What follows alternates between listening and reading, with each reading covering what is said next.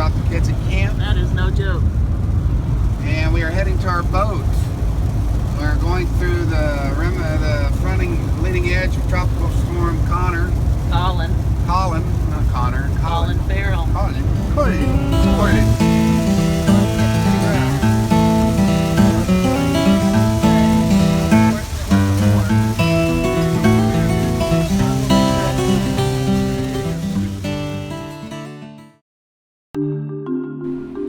After 2 days of really tough driving, we finally arrived in Fort Lauderdale. But we were stuck in a hotel room for several days until we closed on the boat. But we did have access to it, so we could begin learning the systems and fixing things that were broken before the kids arrived, and customize it the way we wanted. Ready to close, ready to be done with this. A lot of things weren't what we thought. We'd have to fix some things and do a few other things, but other than not, it's making it through. The first week we were in Florida, it rained every day, several times a day. But it was a nice break from the sunshine and heat.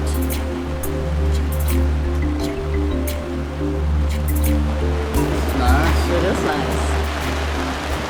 Tell me what you're most excited about on this adventure. Yeah, I'm excited about getting out in the blue water. We're getting away from all these people here in shore. Getting the boat rigged up, outfitted right. I'm excited to get the kids back here with us. I'm glad that me and Renee came down by ourselves for a week to get this stuff lined out because there's a lot of running to do and the kids would just be going miserable, cramped up in a boat. I'm really excited to hit the blue water though. I can't wait till tomorrow afternoon. It's going to be great. I mean great. That's all I got. One of the first things we knew we needed was a dinghy, a small inflatable boat that goes right here behind the yacht. So it's 6 feet at the top of the arch, 12 feet at the bottom. So an 11.5 foot boat would fit right there. A 10.5 foot boat would fit a little farther up. So that would work. And then if I can get him to build some davits going back, we can hang the boat there, get an 11.5 foot boat, and then build some racks for the sea kayaks and the kids kayaks. And that's what we know. After 3 days in Fort Lauderdale, we finally closed the deal. The boat, good or bad, now belongs to us. As we prepared to move it to our rented dock, the little parking place we will call home for a few weeks, we learned how to maneuver the boat, became familiar with all the systems, used the dock and go system, which makes it super easy to park, and learned what each button meant and all the little things that make it an awesome machine.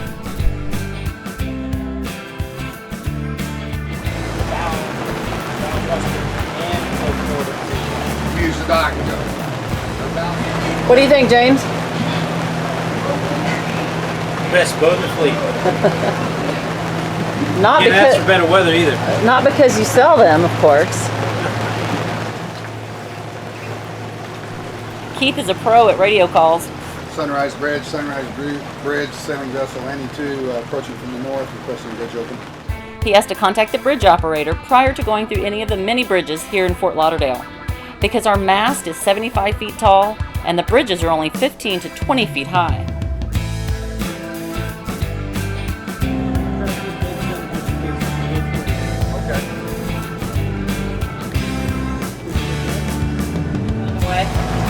Alright, so Renee's driving. Driving the boat. Driving the boat. James is supervising. Just supervise. Good. Yeah. So this is our captain teaching us how to sail a boat. James, Captain James. Look, you can look at yourself. Oh. How's that? Celebrating here at Shooters. Right next to the boat. There you go. And the boat is right there.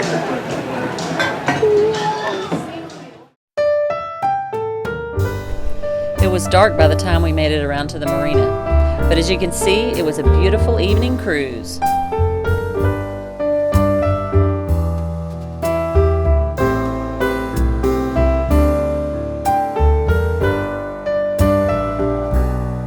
I was needed to help tie dock lines, so I couldn't record more. But he parallel parked our boat between this boat and this boat. And we considered this first day of manning our own boat to be a successful one. Now that we had a convenient docking spot, we finally had our first night's sleep on our boat. We were able to hook up our utilities, so we had shore water and electricity. We could finally give our generator a rest. Well, today's officially going to be day one on the water. We're going to sail, hopefully hoist the sails, that's what you call it, and go out for a couple of hours. How was sleeping on the boat last night? It was terrible. I think we finally went to sleep about 2 o'clock. It was just all the anxiety and the newness of everything. And so, yeah, we'll probably sleep better tonight, for sure. Where are you going?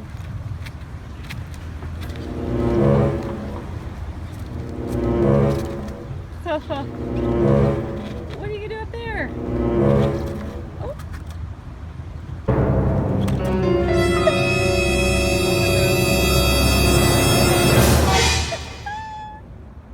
So yesterday we were out sailing with James, the captain, the guy who brokered the boat.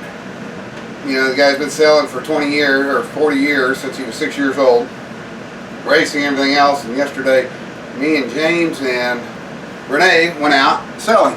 And we get out on the water and there's a few, you know, it's some 25 knot winds, you know, gusting maybe 30 every once in a while because there's just some squalls blowing over. And we're headed out and James decides we're going to put the sails out, which is great. I want to do that so Renee can see that. And we turn back into the wind.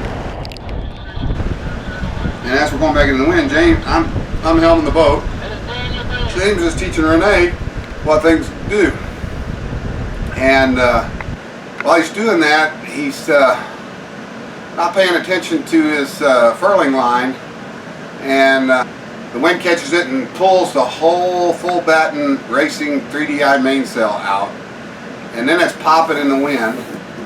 And a batten comes loose from the mainsail and comes out. While he's getting that one out, the lead batten, the shortest batten, pokes out the top of the head sail, or the mainsail, and cuts 2 holes about like that big in the head in the mainsail. And so we're working to trying to get all this done. He's getting fiberglass in his hands. We finally get it all furled back, get the battens out of it, and get back into port. And when we get back into port, I'm asking James, how can we need to change the sail out, because I have the factory sails that came with the boat, and we need to take the racing sail down. He says, oh, I don't know how to do that. You need to get an expert out here to do that. And so I call around to North Sail, and North Sail doesn't have anybody available for 2 weeks to teach us how to take a sail down or put a sail up. So I get on YouTube and watch a few videos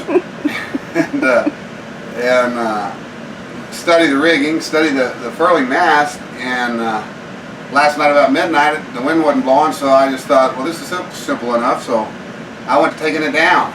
And Renee was in here working on My coffee pot. her coffee pot, which was important. It is very important. Thank So you. I had the sail down in about 20-30 minutes. So that was the easy part. In probably 15 minutes, the sail was on the deck. Well, I helped a little. And Renee helped. We pulled the battens out. I helped folding it. These battens are 60-70 feet long. They're huge battens. Fiberglass, round fiberglass batten. So we pull those battens out and lay them out on the hard, and then we pull a sail down, and we don't know how to fold a sail. We've never folded a sail before. We don't even know how to put a sail up. So we just roll it into a big ball, this high dollar racing sail from North Sails, and roll it into a ball and squish it, set on it, squish it. It was like $30,000 sale. Yeah, it's a high dollar sail. And we take the sail, unfortunately there's a courthouse over here to the starboard side of the boat. Take this big old ball, and we take it over to the grass, where there's dew on the grass and water. And, Bird food, prey dog food. yeah, and we lay this sail out, and we figure out how to fold a sail up.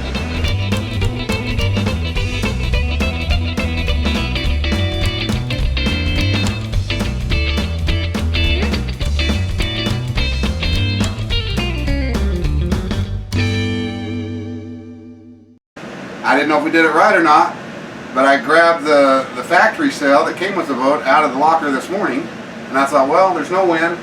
I'm going to see if I can't get the next sail up. I've never done that before either.